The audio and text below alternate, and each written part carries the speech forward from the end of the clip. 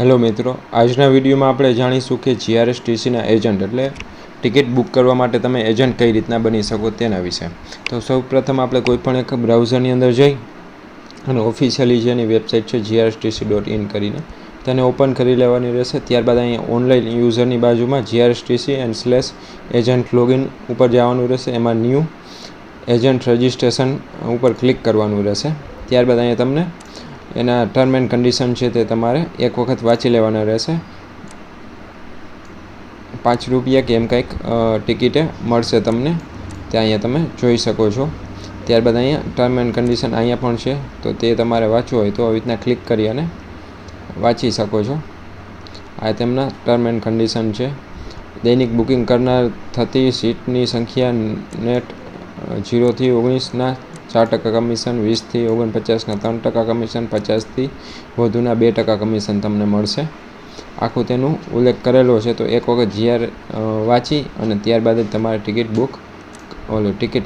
Agent માટે form ભરવાનું રહેશે. એજન્ટ માટે ફોર્મ ભરવા માટે જરૂરી ડોક્યુમેન્ટમાં તમારી બેંકની પાસબુક, પાન કાર્ડ, આધાર કાર્ડ, ફોટો અને સિગ્નેચર જોશે. તો સૌપ્રથમ અહીંયા એજન્ટ બનવા માટે એનું આ ફોર્મ આપેલું છે, તેમાં ડિટેલ્સ જે માગેલી છે તે તમારે ભરવાની રહેશે. જેમ કે અહીંયા તમારું પૂરું નામ લખવાનું છે, તમે કઈ જગ્યાએ રહ્યો છો, તમારા મોબાઈલ નંબર, અહીંયા પણ મોબાઈલ નંબર બીજા લખવાના છે, તમારું મેલ આઈડી, તમે શું ચલાવો છો, સાયબર કાફે છે, ટ્રાવેલ એજન્સી છે, પ્રોવિઝનલ સ્ટોર છે કે શું છે, તે અહીંયા તમારે કેટેગરી પ્રમાણે નાખવાનું રહેશે. ત્યારબાદ અહીંયા એજન્સી એડ્રેસ એટલે કે તમારી સાયબર કાફે છે તો કઈ જગ્યાએ છે તેનું એડ્રેસ નાખવાનું રહેશે. ડિપાર્ટમેન્ટ નેમ ઓફ કયા જિલ્લામાં તમારું આવેલું છે તે નાખવાનું છે, એટલે તમને કયું ડિપાર્ટમેન્ટ લાગે છે. તો મને અત્યારે જામનગર લાગે છે, તો જામનગર. અહીંયા તમારા આધાર નંબર નાખવાના રહેશે, પાન કાર્ડ નંબર નાખવાના રહેશે, બેંક નેમ નાખવાનું રહેશે અને આઈએફસી કોડ નાખવાના રહેશે અને એકાઉન્ટ નંબર.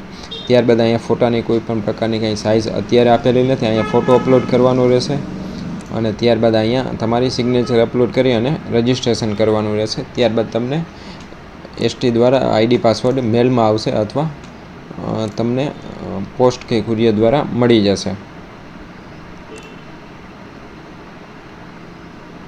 અહીંથી તમે ટ્રેકિંગ કરી શકો છો, એપ્લિકેશન તમારી કઈ જગ્યાએ પહોંચી, શું કાંઈ છે તે પણ. ત્યારબાદ એમાં ટોપઅપ સ્ટેટસ, અહીંથી તમને રિફંડ મળ્યું છે કે નહીં તે પણ ચેક કરી શકો છો. કોઈની તમે ટિકિટ કેન્સલ કરેલી હોય તો તેનું રિફંડ મળી ગયું છે કે નહીં તે પણ ચેક કરી શકો છો.